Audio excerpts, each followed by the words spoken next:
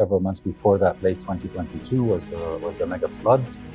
9 million people plunged into poverty because of that. Pakistan, perhaps in 2025, 2026, appears to be in a very different space in some areas. Macroeconomic stabilization, yes. We still have to get to the growth and human development. How China gone through the economic diversification, land reforms, which hasn't happened yet in this country, which really spurred the economic development in China. In the long run, the ingredients for success and development are very clear. Stay the course, no matter IMF program finishes. Continue. Young people come into a city, migrate, looking for work. They can't find work. They put up informal vending carts. Those people are dispossessed of those vending carts. How do we then ensure water security for us? So we improve the crop yields so we don't have to borrow to buy food from abroad. Welcome to the fourth episode of Talking Taraqi.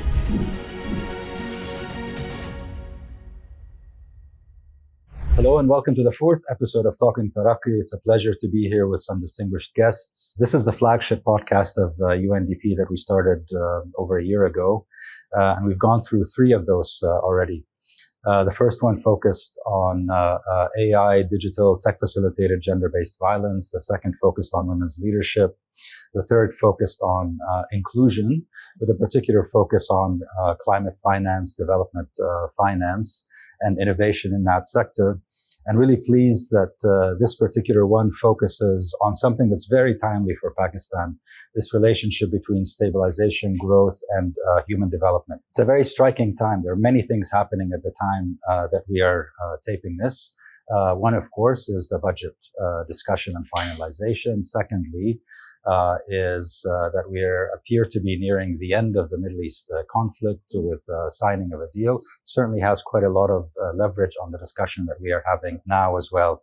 I think where we are now has some good news and some mixed news, which is partly why we're meeting. Good news is macroeconomic stabilization has largely moved forward. There are indications of growth from 3.7 to maybe 4 in the coming years.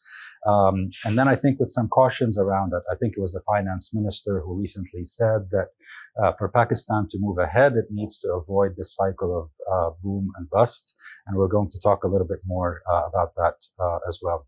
I think one of the things that we will likely spend the majority of this episode speaking about is how to actually figure out a way to translate what appears to be good news on stabilization, then to the next step, which is growth. What leverages that?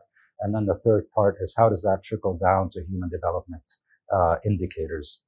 And to be able to do all of this within the context of persistent shocks, whether they come from climate change and floods or whether they come from external factors like a conflict, for example. In the discussion around the budget, we'll hear from the participants. I think there are some notable things related to what we are talking about. Certainly, where does development spending come?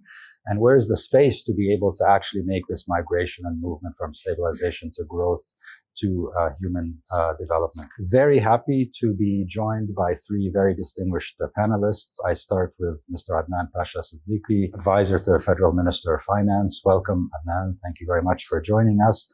Ms. Balorma Amga Bazar, World Bank Country Director for Pakistan. Welcome, Balorma. And Dr. Asim Sajjad Akhtar, Professor of Political Economy at Qaid Azam University here. Thank you very much to all three of you for joining us today. Perhaps then we start with an overall question to everyone, and then we'll go to some specific questions.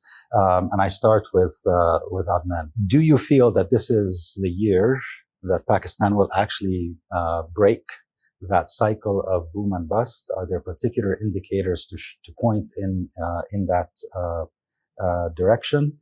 So that appears to be a bit of a yes and a no question. So the second question is, why do you think that that's particularly the case? Thank you very much, first of all, to you and the team for having me. And, you know, the people you have here, they're all specialists in their areas. So I'm going to approach this slightly differently. And, you know, I'm a banker by background. So and I look at it from a different perspective. I've only done emerging markets in my career. Boom and bust, you're talking about short term. And what I'd like to approach these things is from a longer term perspective and how we solve core issues rather than sort of look at the cause rather than just the effects. And then we go for a 1-year budget and there's a lot of noise around that. But we should be thinking 5 and 10 years. And rather than the percolation down, what's causing it? And how do we cater for human development? Because that's the responsibility of the state, right? Just like defenses, just like collecting taxes is. So when you go in that sort of paradigm, then you say, okay, how do we then, move the needle from 0.8% on, human development when it comes to education and health, which is what I'd like to talk about today, right? And that's how I'd like to frame the structural argument, to closer to 3 to 4 to 5%, how it should be, ideally, and how long will that journey be, and how do we get there? Not just from a revenue collection perspective, to avoid, the shocks that we'll have to absorb, but are our people ready for that? Have we invested enough in that space? So yes, we will be moving in that direction. Some of the positive things you've already seen been announced by the finance minister during the budget, sort of last week, and which was very positive from my perspective, which is, tax going away on contraceptives or sanitary pads and stuff, right? It's taboo in a lot of places, still in Pakistan and around where I work, but that's what's required. And we can have a long discussion, and Balor was a champion in this, as to why we need this, because it's for our people. And without this human capital, you will not be able to get the sort of, growth people want of 6%, continuous 7, 8%. It is not going to happen. So let's be realistic about that. Let's be real about the assets we have. Our biggest assets are our people. They're just not up to mark. We can talk about numbers where, 4 in 10 children below the age of 5 are stunted. How do they get ahead?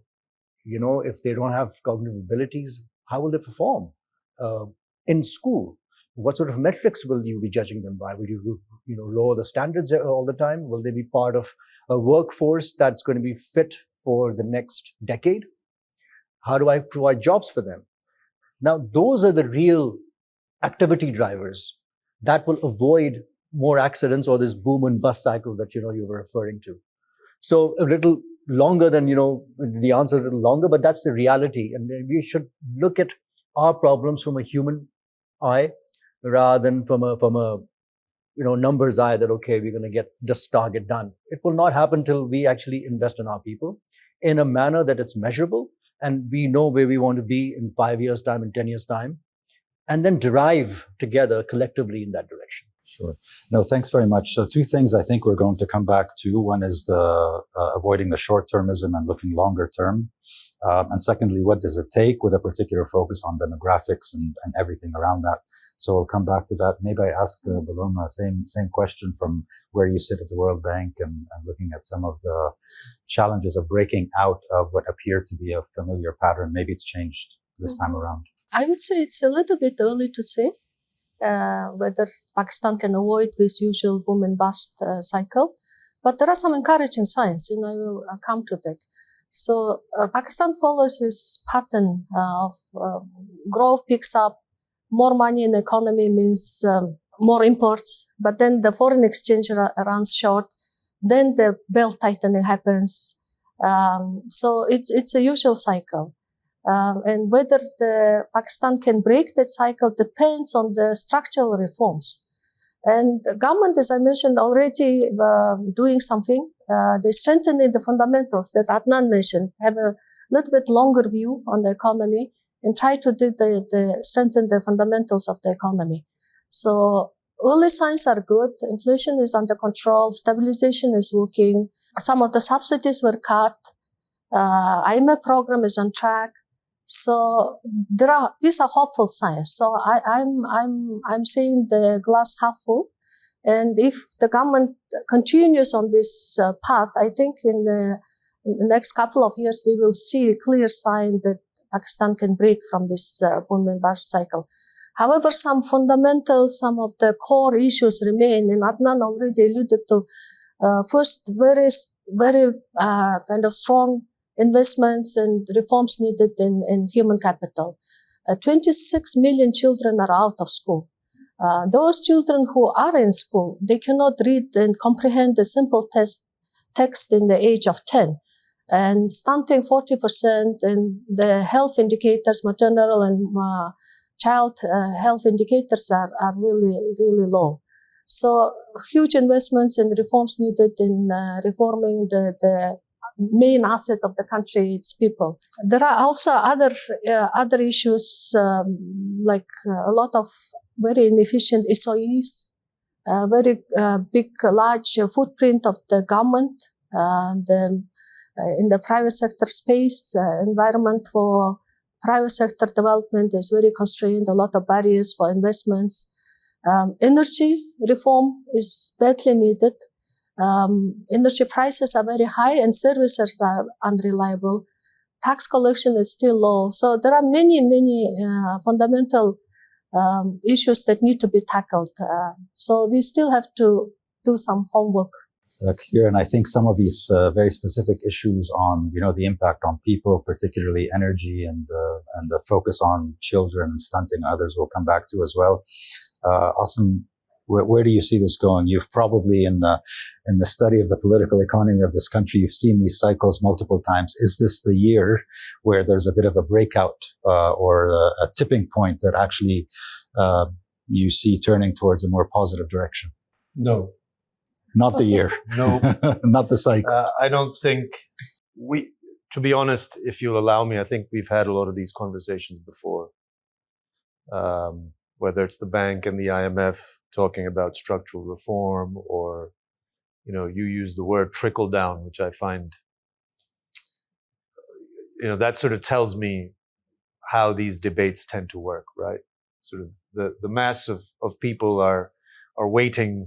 And we've been waiting. Trickle down was first used by Ayub Khan back in the 60s. So we're still waiting for all of that to happen. We see, sort of during the Musharraf era, for instance, the first 4 or 5 years, there was lots of talk about how structural reform is going well, how we're privatizing loss-making SOEs, how, many of the things that you just mentioned. That's not really what, for me, the game is about. This is about who controls resources in this country. A lot of it is about debt and how debt continues to cripple if you look at the budget, you take out two big heads, debt and defense, and how much leeway do you really have to maneuver? So that's the kind of structural story that, for me, we should be talking about, and has always been the structural story. And I think that, a lot of the debate around this skirts around it, because, as you say, this is about political economy. This is not about some, technical question of where things are already set in stone, and we just have to work out the right sort of policy. I think we have to think about power, and we have to think about how these decisions are made, and why we keep coming, and why do these boom and bust cycles keep repeating themselves. And so I think that if there is going to be a long-term sort of, in a sense, way out, then that's the first step, is to sort of name what the story is. Got it. So we'll come back a little bit to the political economy discussion in the course of this podcast. But thank you very much, because we're exploring different perspectives here, and I think we're on a continuum, I guess. Some people are in the middle, a little bit hopeful, and I've seen this all before. Why are we doing this again? So maybe I go back to a little bit to some of the demographics discussion. Adnan, thank you very much. You're joining us as a contributor to our upcoming Development Advocate Pakistan, the publication that we've had running now for 13 years. And it has a focus on demographics and development. And this is kind of a teaser, so this will come out in a few weeks. But your particular piece is titled "Financing Pakistan's Demographic Transition for Productivity and Growth." And I think this appears to be one of the potential breakout areas. How do we actually get to growth and long-term development when the fundamentals are actually still challenged, whether it's children out of school, whether it's women in the workplace, almost all of them, the gender pay gap, on almost all of these indices for development, Pakistan really doesn't appear very high. Human Development Index for Pakistan over the last 3 or 4 years has actually gone down, 161 to 164 to 168 out of 193 countries. Only Afghanistan is below in this part of the world. But I'd like to discuss a little bit more of this in the spirit of the glass half open, half full, because the glass half empty is the typical discussion that we often have. Where do you actually see this link between demographics and productivity and growth actually going? And what do you think are some of the underlying things, especially along the reform pathway, that would actually make a difference in this case? So thank you. I mean, that's very important. And, whatever Asim said, I don't disagree with him a lot, because you see, we have to understand what our problems are. Till we acknowledge what our issues are, we can't start solving anything, right? Because we just go into a shell. And it's in most countries, where there's similar countries.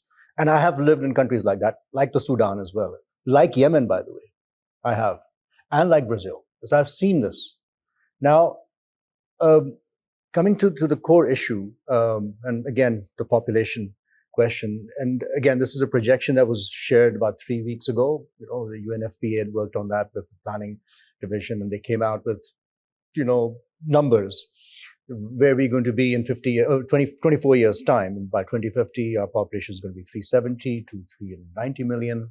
That may be a funding gap or essential funding requirement. If you just look at numbers, maybe $15, $20 billion, just that gap. Okay, top down. But what about the people that, you need to address that too? Should it actually get to 370? Should we not stem that? Should we not bring that curve down, that trajectory? Because that trajectory will actually, in my view, no matter what numbers do, because I'm not an economist, I'm a trader by background. So if I have to make money from Pakistan, so let's put it this way, if I have to make money from Pakistan, how do I monetize on the human capital here? And then do I want to set up industry here with these tools, right? Then you can say, okay, we'll get money in and, all the good stuff. The reality is, when you look at the numbers are, they're just desperate. We don't have to go down to 160, 180, 200. After 10, it's kind of done, right? So the reality is, if we want to go up the curve, we need to invest in our nutrition, which is the food security part. But how do we feed 300 or 134, 135 million more mouths in 24 years' time? It's just a generation away. Do we have the capacity to? No, right now. We have a water security issue as well. So water, landmass, same landmass, we need to produce more. It's a productivity issue. We have a productivity issue from the field to the industry, the manufacturing, services. That talent is not there. So you need to at least give them nutrition so they can have the cognitive ability. They're physically in a good position so they can perform. They then can get jobs fit for the age of AI. Pakistan's issue is not going to be services. It's going to be how many jobs can you create for the mass, for the 100 million youth that's going to be looking for jobs. You need like 3.5 million every year. How do we do that? So then we need to invest in that from an outcomes-based perspective. You incentivize the family at the family level to adopt better practices in terms of nutrition. It's the unfair advantage of the boy getting more. It's a cultural thing, right? The mother is weak, the child is going to be weak. Why produce so many babies? So that's one part of it. And then how do you go to solve it? How do you incentivize people to make sure you don't put more schools up? You make sure that the kids who are going to school and the teachers, they're held accountable through tests, not by lowering the standard at universities and having more universities, but having fewer universities and more technical and vocational training.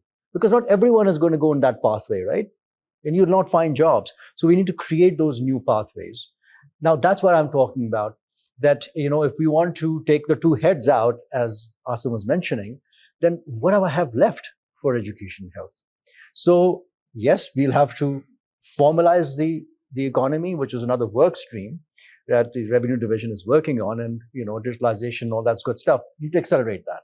That will give us more receipts. But at the same time, how do you deploy that, additional rupee that comes in? Or if we are borrowing more, which should not be a preference, it should be the backstop. If we can't generate enough revenue, then we go to that. Because it's my children and my grandchildren who'll be paying for that, right?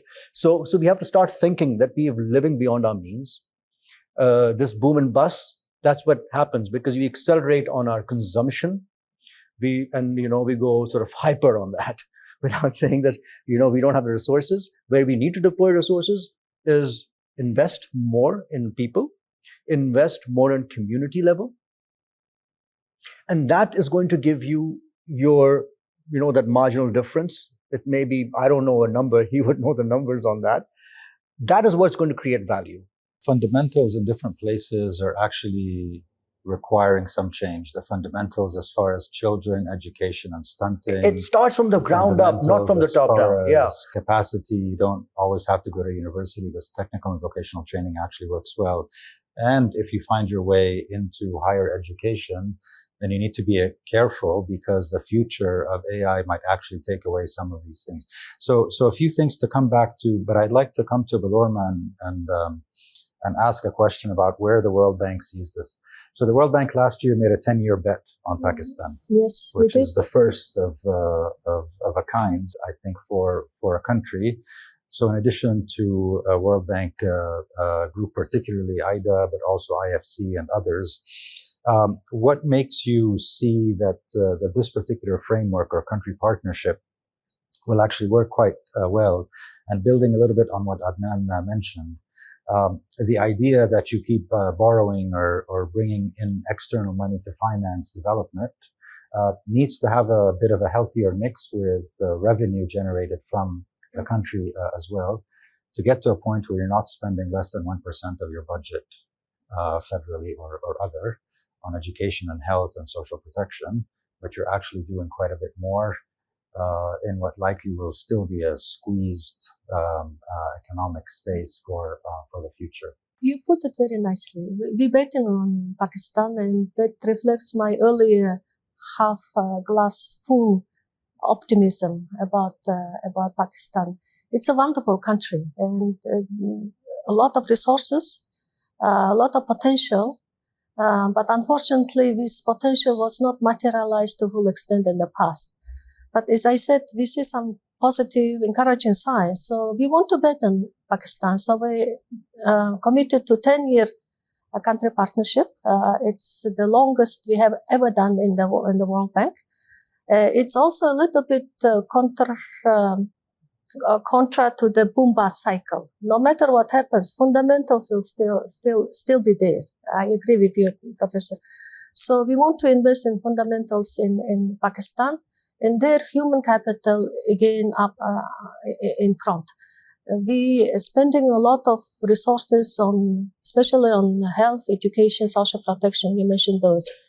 I already mentioned education, 26 million children of school, how to bring them back to school. We're working with current infrastructure. It's not about building more schools. More schools needed, but also how to optimize the use of the existing infrastructure. For example, in Balochistan, we're using GIS systems to map out the schools and the potential area of coverage, and where for example, transport allowance will make a difference for girls to stay after 6th grade. And it's proving empirically very good intervention. So we want to expand it beyond Balochistan, maybe KP, to some other rural, less accessible areas. We're looking how to use a second shift. For example, there is boys' school, and then we make a shift for the second shift for girls, whether we can optimize the existing resources and reach better outcomes. In health, we're doing quite a lot with primary health care. A lot of investments in the past, and politicians, I think, like to make investments, or philanthropists even build hospitals, which is also needed. But the general population is not covered well.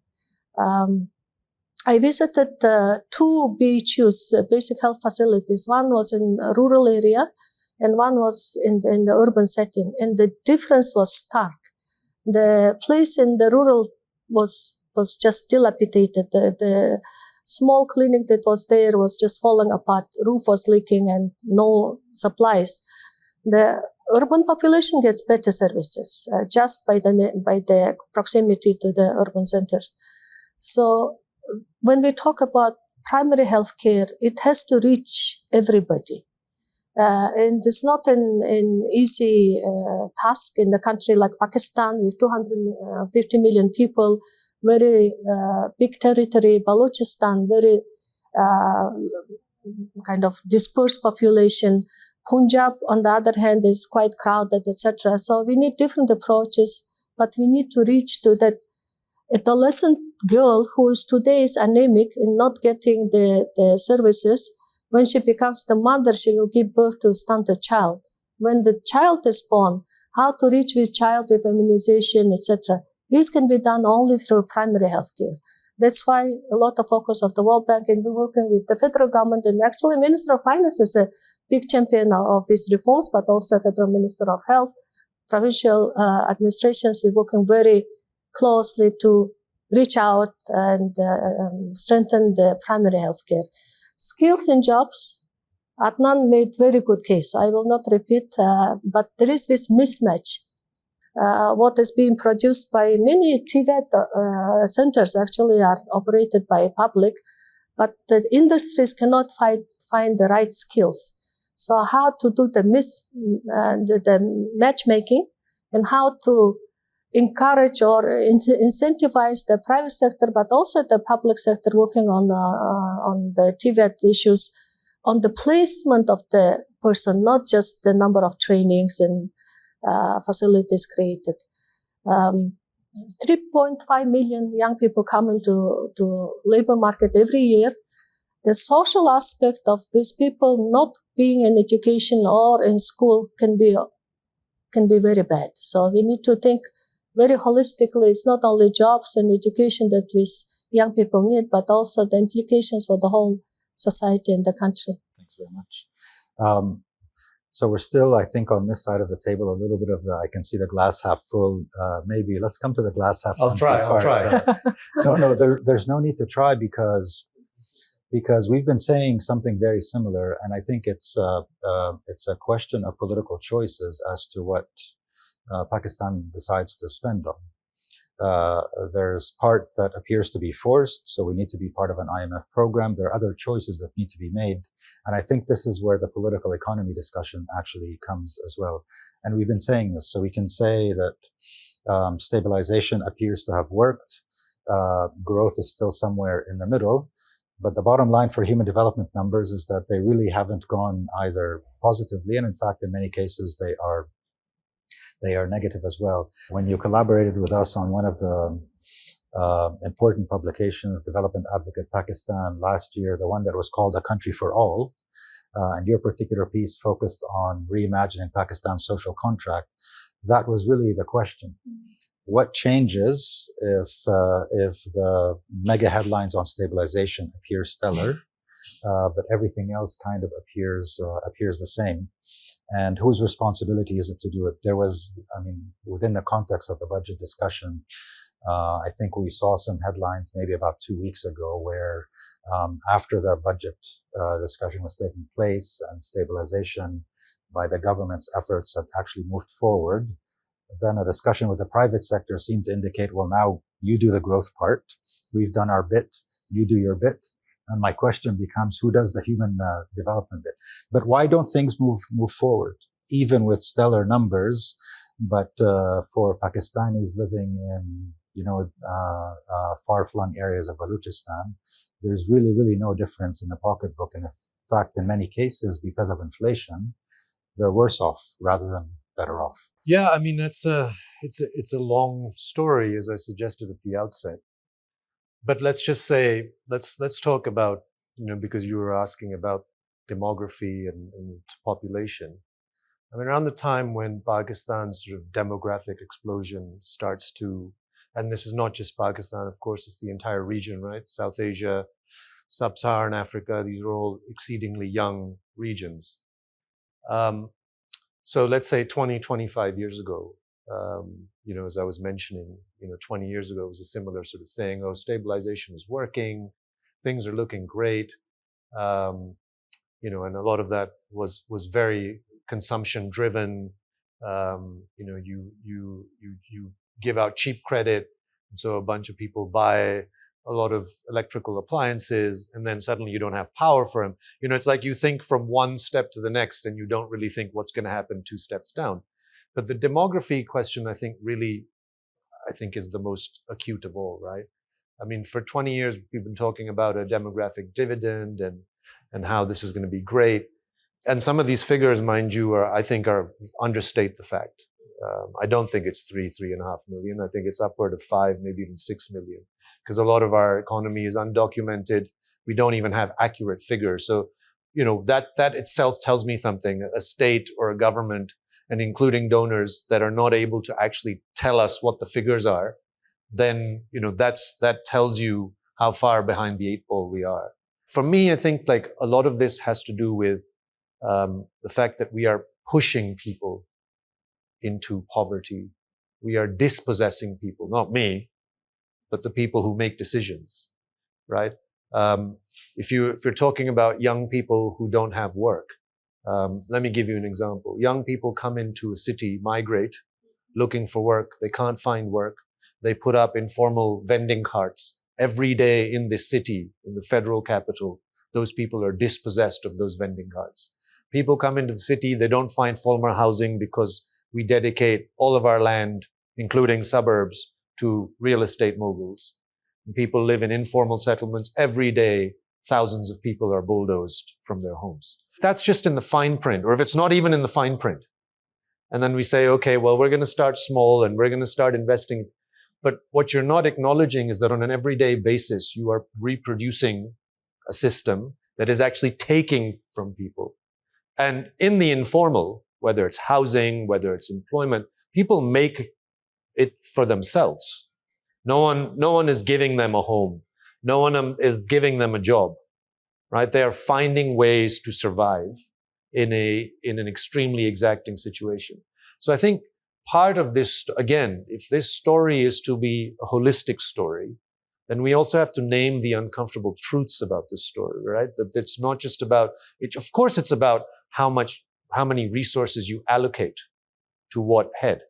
But it's also about the fact that people who have little bits of land or who live in informal squatter settlements, who have these small little informal sort of enterprises, if you actually are taking that from them, and then I write down in some manual, well, I'm going to do this, this, and this, and this, then that sort of is defeating the purpose. It's like saying, we want to reduce poverty, but we're not willing to acknowledge that we are producing poverty in the same sentence.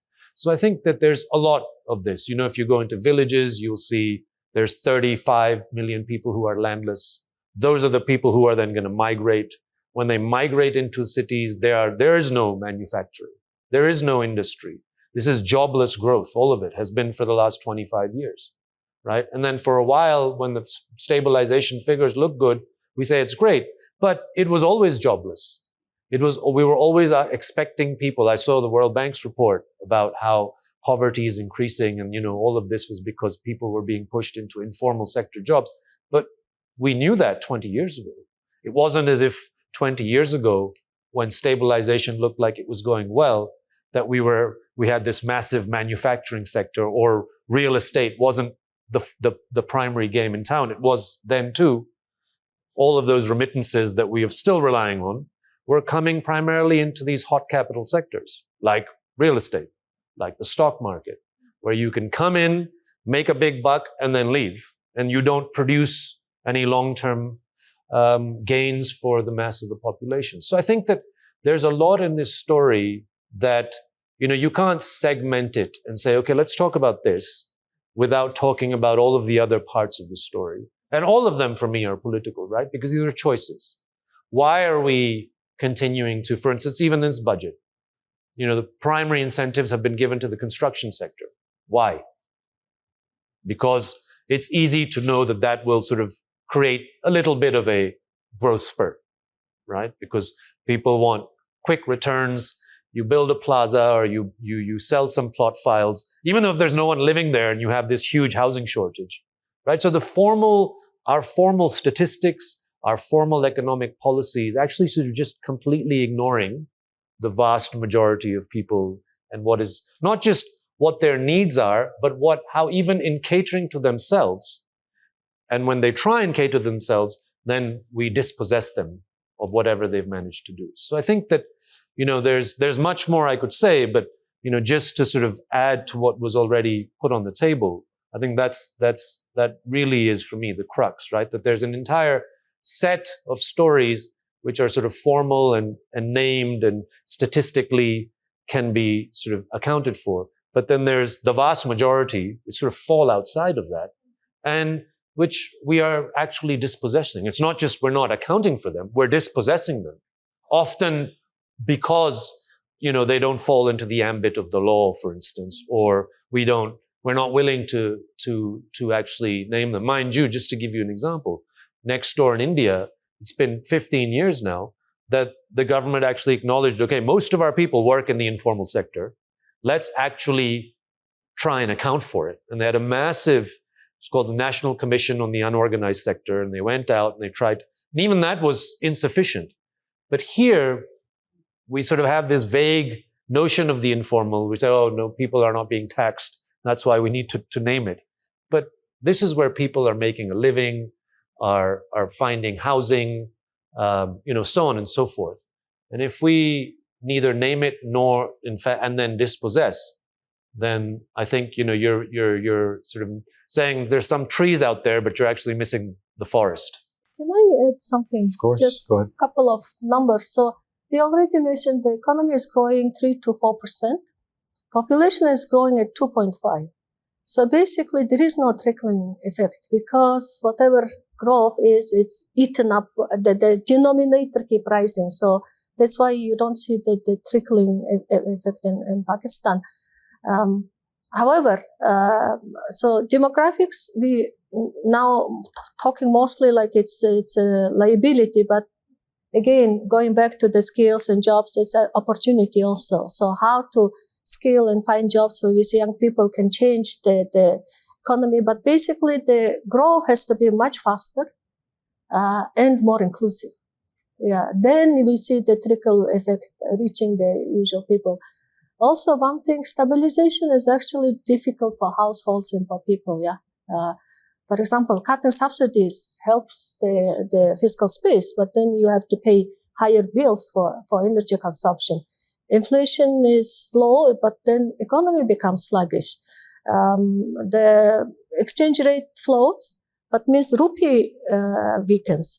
Then imports become expensive. That's food and fuel for people. But I must say that stabilization is necessary. Without that, the situation could have been even worse. We remember that Pakistan was on the verge of sovereign collapse. And if that happened, the crisis would have been much, much worse than now. So it's a necessary, but it's short-term. Hopefully, if the economy can grow faster and reach everybody, then we will see this trickling down effect and usual normal household getting the benefits. So I remember I joined middle of 2023, exactly when many things were not really going well. So several months before that, late 2022 was the mega flood. 9 million people plunged into poverty because of that. And then a series of actions leading to the pledging conference, and some of that became repurposed loans rather than new money, etc. But macroeconomically, country was not doing well, but eventually got over the hump. I think it was around June of 2023. But then an election was coming up. Insecurity was continuing to be the case. And I think Pakistan, perhaps in 2025, 2026, appears to be in a very different space in some areas. Macroeconomic stabilization, yes. We still have to get to the growth and human development. I have a couple more questions. And maybe quick responses, but I want to start with Adnan once again. Crisis can always also be an opportunity.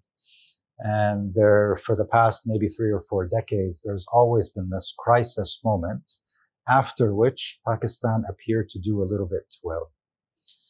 So over the last few months, obviously the Middle East war conflict hopefully coming to an end now, but with significant impact on lives and livelihoods and all of that. If because of Pakistan's mediation efforts, there's global solidarity with Pakistan, and that translates into more loans, more support, more external support, do you think that would be a disincentive for the economic reform agenda moving ahead, and therefore the long-term plan about actually getting the fundamentals right and getting out of the cycle? And I think this is an open question for everyone, because as much as it's an economic question, it's a political question. Yeah, as well. It's a disaster for Pakistan. If you give me charity and you don't want me to change my behavior. You see, this stabilization is about changing behaviors. And what we've just been talking about, all of us from different prisms, is how do we do this behavioral change? This exuberance that we've been living off, right? That hasn't helped.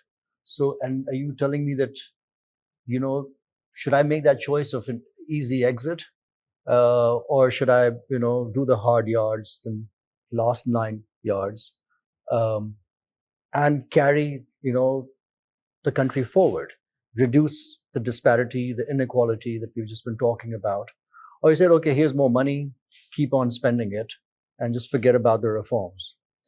Without the reforms, when I started off, none of that is going to happen. From the top down, as you said, which is the SOE reforms, the FBR reforms, the civil service reforms, the right sizing, privatization, disposing of these SOEs. We've done that. It's happening with the PASCO and all that. I've been involved in that, right? Are you telling me not to do that and save money there? Because that's how we save money. So we can spend more again. Or take more money, whatever rate it is. But then who's going to pay it back? If we haven't invested again in the people, in the population, they will not be able to produce money from Pakistan in rupees to pay in a foreign currency, irrespective of which foreign currency it is. So no, I would rather that we stick to the reforms, we stay on course, even after this IMF program, which has kept us on the straight and narrow, right? And we make this a behavioral change strategy, that we're going to do this. We will draw in support from development partners to make sure that, we do this outcomes when we determine them, whether it's to do with, it's 3.7% now, our GDP growth, we want to take it to 4, as you said, earlier. And is that sufficient? Because if you want to go to 6, that we're going to hemorrhage, because here we haven't addressed the core issue, which is at 2.55% essential, growth rate.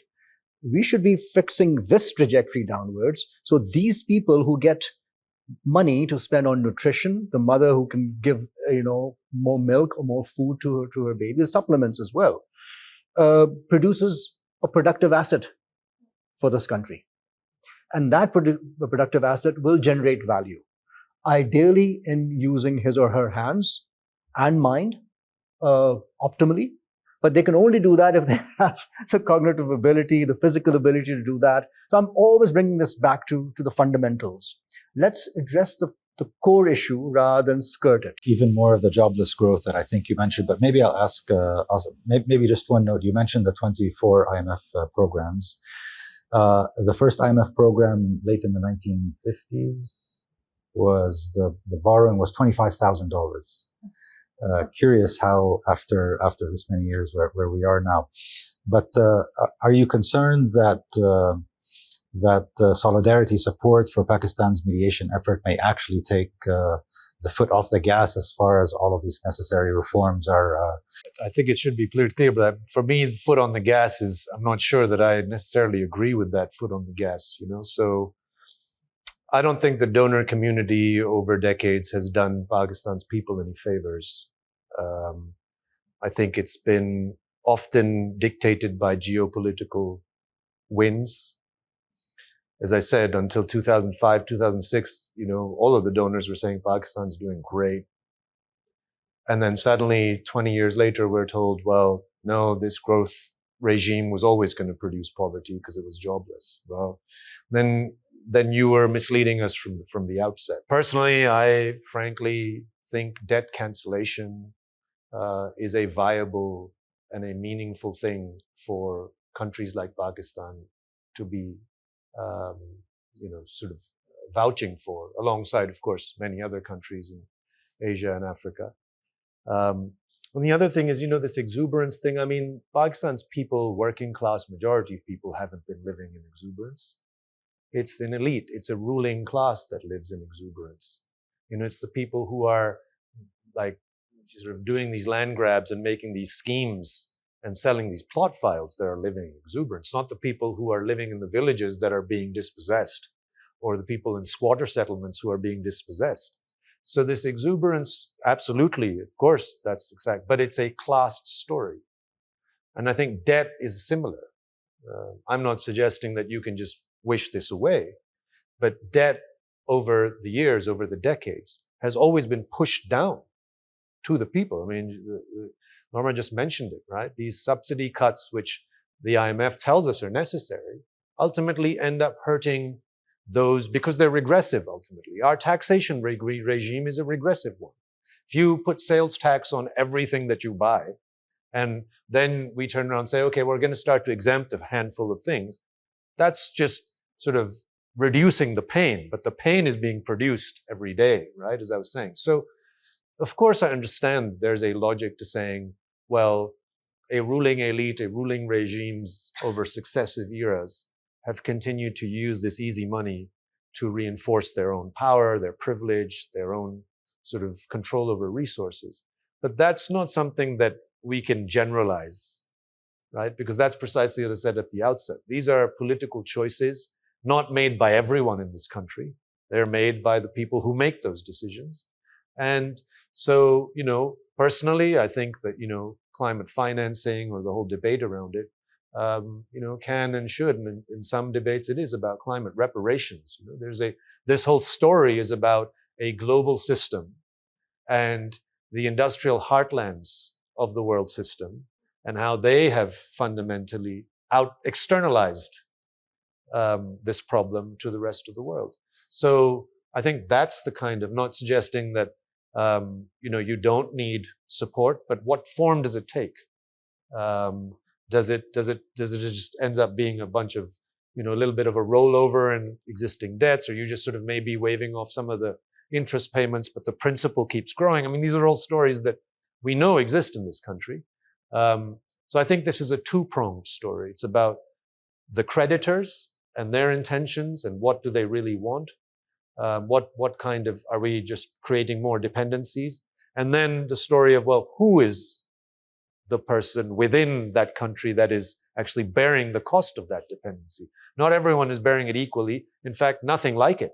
As you mentioned, inequality is skyrocketing, and irrespective of whether for small periods of time, poverty figures might appear to be reducing as they have, as I said, there was talk through the early 2000s and early 2010s that poverty is declining, and now we've discovered it's not. But all this while, inequality was increasing throughout. So I think, it's both sides of those coins. If we name them again and we acknowledge them, and of course, it's a separate matter entirely, whether the political will to address them at all of those levels actually exists. So obviously, everything needs to be taken collectively. There's an ecosystem that either produces inequality or growth, etc. And I think we're clear on where some of the key fundamentals are. Certainly, the demographics, education, young people stunting. Basically the future. Where is everyone going to be after 10 years? In the job market, in the education system, whether young people stay here or, this amazing human capital gets exported and they send money back home, and then what do they spend on, whether it's education or health or housing or family support, or buy real estate and also make a little bit of money. But if you are looking at different policy shifts, what's the one thing that either appears as maybe needs to be supported a little bit more, or the one thing that is missing in the mix, as Pakistan moves forward. It could be very well for the World Bank that of the 6 things that are in the country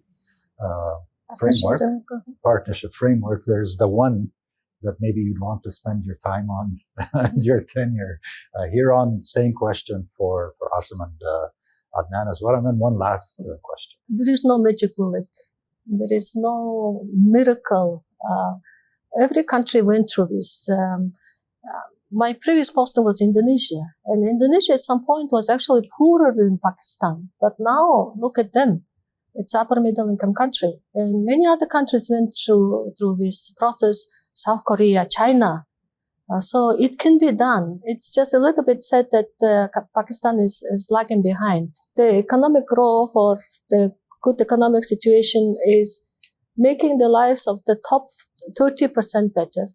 But the bottom 70% really not getting anything. Our situation is actually becoming worse for them. So there is a huge inequality issue. But again, to address these issues, it needs faster growth. So there is this trickle-down effect, but also more inclusive growth. Not forgetting the poor, the informal sector, the people in far-flung places, etc.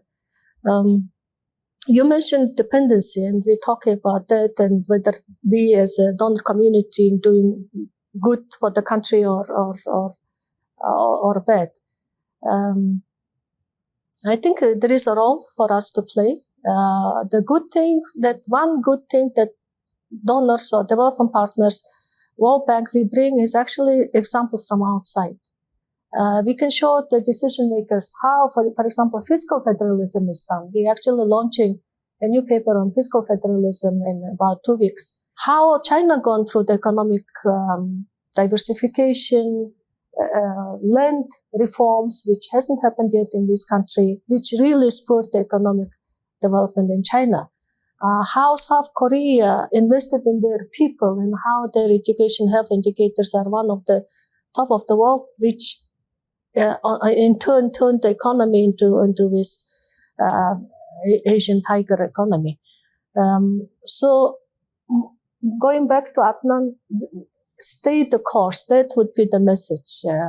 Work on fundamentals. Yes, in the short term, there are some trade-offs, but in the long run, the ingredients for success and development are very clear. We know it from other countries. And I will not repeat those. So stay the course. No matter IMF program finishes, continue. No matter Middle East crisis over and maybe some well-wishing partners trying to help, and there is a solidarity package. No matter elections coming, there is an urge to spend money to win votes, but think of the future of the country. No silver bullet, stay the course, demographics. What is the missing piece that maybe is the shortest cut from stabilization to actually getting good human development indicators in Pakistan? I will not be as brief on this because look, we talked about the people and then the process we want to look at. Now we'll talk about the social technology required. And one thing that I just want to add to what Aloma was mentioning on the population thing, we looked at, for the National Population Stabilization, we looked at Iran, did this in 12 years. We looked at Indonesia, and we also looked at Bangladesh. What we haven't discussed in this whole forum here is female participation in the workforce. And according to the projections, we'll have apparently 104 million, I don't know how they got the exact number, but 104 million women of reproductive age in 24 years' time. It's double of what it is now. It's about 57, 58 million. Right? That's a workforce. They've been excluded. It's at 25% participation. So Bangladesh, everyone talks about, where is their participation in terms of female participation? Iran, Indonesia, Malaysia, they're just here, right? We're not talking about Europe, I'm not talking about Latin America right now, where it's actually pretty high, right? So, giving them that opportunity, not just through education, better health, mobility, there's something we're working on from a mobility perspective, so the little girl couldn't get to school, but then she can also get to work. and she can get to work effectively and efficiently, and she's participating in the formal workforce. At the moment, they are part of the informal sector, but let's formalize that, because when she has the ability to earn for herself and make her choices as well, and the similar culture, which is maybe at least, maybe in my view, some of these countries I've named were probably more conservative than Pakistan is today, right? So, and it's, by the way, I don't like bringing Islam into everything, but my religion tells me that, you educate a mother and you create a much better world. There's a reason for that, right? So those are tenets. Now, coming back to sort of the social technology, one is, female participation. The other is the what I call sort of resource allocation, the fiscal federalism, and how we can do that more optimally in the current environment without changing and amending things and all that. It can be done. And there's a methodology where you have to reallocate assets or resources generate more of it, but make sure that those are outcomes linked and they're conditional on that. And they have to be on HDI linked. They have to be on reversing the population. They have to be on ecology, because they're all interlinked, right? They have to be on distance, because you were there as recently in Balochistan. It's just huge. So, getting to go to a basic dispensary or primary healthcare unit, if it's there, can take hours. If a woman is pregnant, where does she go? A child, falls sick. What happens there? Schools. So you then need to have a mechanism, and we've looked at mechanisms where similar countries have done this journey over 30, 40 years, and they're in our neighborhood. They're not that far away. And they've been very effective in that. And that requires tactical level engagement, not strategic out of Islamabad. It has to be with the local government involved, because then you can hold people accountable. Here's the money, do it, and I'll give you 30% more after that. So you have to incentivize behavioral change. You can't just, hit people on the hand and say, don't do this.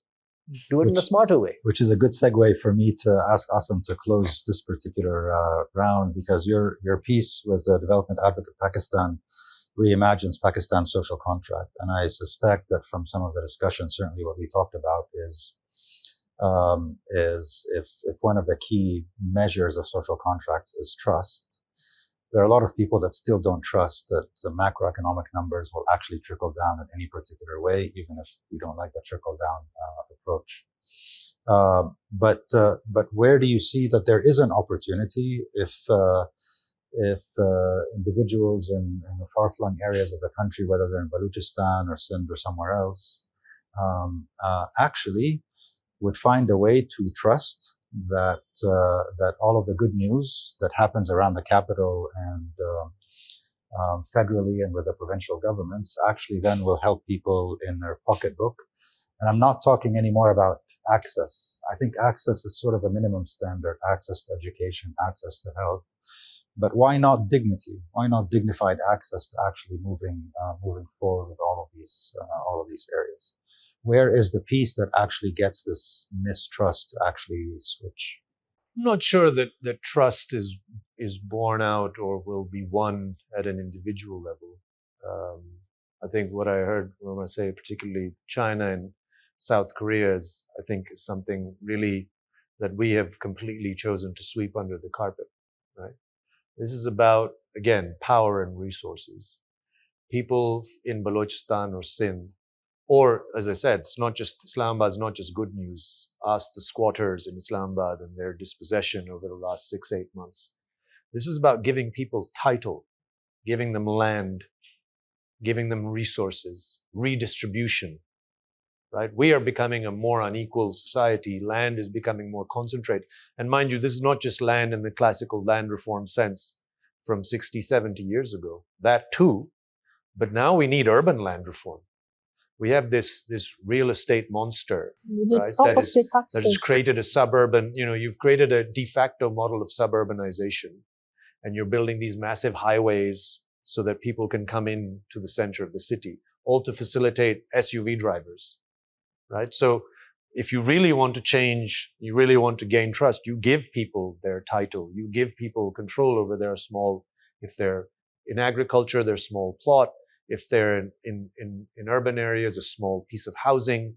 That is what will then convince people, okay, the state is not out to dispossess me, is not out to fleece me, is not, actually telling me, well, we're charging 100 or, now it's come down to 70, 80% more on petrol because of the war on Iran.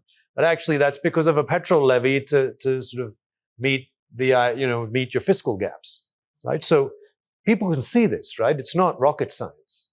It's not something that, and as I said, it's not an individual question. It's not about the dignity that I will get as an individual. It's about a priority of state that, sure, as you say, I think education, health, these should be givens.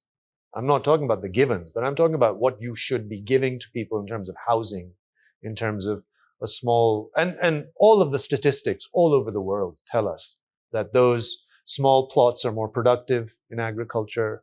You give people a home and they can know that they can invest in that home, then they will start investing in education and health. I mean, these are not things that, China and South Korea are just one example. You can have a host of other examples all over the planet. History teaches us this. But as I said earlier, I think what we have is a social contract where in name there are citizens, but in practice people are essentially treated like subjects, right? They have no rights. They have no dignity. They're being dispossessed of what they do have. And that, of course, is the most acute in our peripheral regions like Balochistan, like in the ex-Fatah regions, rather than a de jure sort of we will do this, we will do that. In practice, de facto, what is happening, that cycle of dispossession must be reversed. And if it is reversed, then I think you will start to see people start to really believe, that, okay, I am a bona fide citizen, member of the political community. My kids have the same entitlements that someone living in some big mansion in F6 does. Otherwise, in the same F6, you will see a huge squatter settlement where people are not even allowed to stay there. And even though it's the people living in that squatter settlement that are the sanitation workers who keep this city clean, who are the drivers, who are the gardeners, who are the cooks, right? They are the engine of the economy. And that, I think people are not stupid. People understand that they are not first-class citizens. There is a divide. And if we really want to redress that divide, you have to give them something concrete. It can't just be something sort of in principle or on paper. It has to be reflected in, okay, you are redistributing some of this power and some of these assets away. In fact, it was your report, I believe, a UNDP report from, 4 or 5 years ago. It's an obscene, unequal country. Elite subsidies are obscene in this country. And they're de facto elite subsidies, right? It's the fact that people have all of these resources, and also the fact that they are given all of these perks and all of these exemptions, right? So it's there for everyone to see on an everyday basis. And then, as I said, the political will to reimagine a social contract is, I think, what's missing. Thank you all. Thank you also, Balorma, for reminding that in this part of the world, cutting poverty is actually possible. So having the number of people that are poor in a country, whether it's Indonesia, China, India, Cambodia, Vietnam, etc., many positive examples from this part of the world, let alone Latin America and other places as well. So thanks very much. I really appreciate the opportunity. One last question, just to be inspired by where we are now in the moment, and the World Cup is happening around us. And several weeks ago, the French Open, the tennis championship, was also running. And I'm trying to figure out sometimes whether the discussion that we've had, especially on development outcomes, stabilization, growth, etc., if comparing that to a type of sport, is it a team sport that requires a team effort, or is it an individual sport that requires sort of this brilliant excelling, as individuals and leadership? What would be your initial perspective on where this is what is required for human development in Pakistan? Team effort or individual sport? It's very interesting, your analogy. I'm struggling here. My initial reaction would have been team sport. Of course, everybody has to kind of pitch in and do their part, and there are many moving pieces. So federal, provinces, the communities, the parents, the schools, everybody need to pitch in and come together. But individual brilliance helps, I think. I am thinking in terms of World Cup, if there are Messis around, I think they make big difference. So some individuals who are in the position to make decisions, break that social contract, keep on reforms, they matter actually. So I think it's combination. Everybody needs to pitch in. It's a team sport, but then leaders, decision makers really have to think of the people and not just their own benefits and elites getting perks, but more equally distributed benefits. Is it tennis or football? Oh, I mean, I'm a football fan, so I mean, I would have to say football. But I mean, I do think that, I think just to put another take on that, I think Pakistan's history is full of this idea of a benevolent dictator coming in and fixing everything. And this is often pitched time and again. And I know that's not what you were saying, but I do think that that's something. I think the question of a leader or leadership in the context of the problem is that we also have a team that is really not a team, right? Throughout, we've had this idea that there's a country and everyone, but it's not, right? It's like saying the striker is gaining all the plaudits and the defense is doing all the work. And I think that's also, so it has to be both. Of course, you have to have leaders that pave the way, that make difficult decisions, that go against the grain. But we can't allow that to fall into the traditional trap of a benevolent dictator that sticks around too long and ends up worsening the problem. Nor can we say, well, let's just call it a team, but have the defenders pick up all the slack. While, the mansions in F6, the striker living in the mansion in F6, gains all the plaudits. So I think it's both with a view to actually redressing how both of these stories have been instrumentalized throughout our history. Tennis or football? Well put by both of them. Look, I mean, I've always played team sports. You can probably see with all my injuries and stuff. But, to the point that they also made, when you're working in a team, the leader will emerge, right? You don't have to be a Messi. Messi became Messi. Right? I think it's his 6th World Cup he's playing. So he got there, but the entire team supported him. So what he did, and I think he does really well, is the stakeholder management, what we call formally, right? He manages his team well. And that's what you need, that team has to actually recognize that, yeah, this guy, he may not be better than me in my area of expertise, but I need this guy to gel things together. That leader is the person who will gel things together rather than sort of destroy things, and carry the team forward. And those are the teams that win at the end of the day, right? And on a good day, you'll see, without naming, teams, like we've been watching sports just last 2, 3, 4, 5 days, uneven, names or teams, and they're drawing, right, 2-2, 1-1, because on that day, that team worked really well with a certain striker or the guy who's defending, and they just kept that goal out. So yeah, it's teamwork, it's team, and then you can have individual spurts of brilliance, which is required in every area. By the way, thank you very much. Go ahead. Behind the tennis player, there is a whole team There's a whole team. There's the whole team, and we see that when somebody raises the cup and jumps to the stands and hugs everybody else there. Thank you very much for being honest and open on where we are in this country as far as the development is concerned. Demographics, social contracts, the glass can be half full, the role of development partners and where they fit into the plan. And then I think a really healthy dose of we might have seen this before. Let's not get too comfortable. Let's see where it goes, I think is really quite important. I really appreciate that all of you really focused on the bottom line. What does this matter to individuals who, despite some of the mega successes on the macroeconomic front, are still hurting, and there's quite a long ways to go. So for this particular episode of Talking Taraqi, I appreciate it. You'll find it online very soon, and looking forward to continuing the discussion, obviously, with more and more of these discussions. So thank you again for joining me.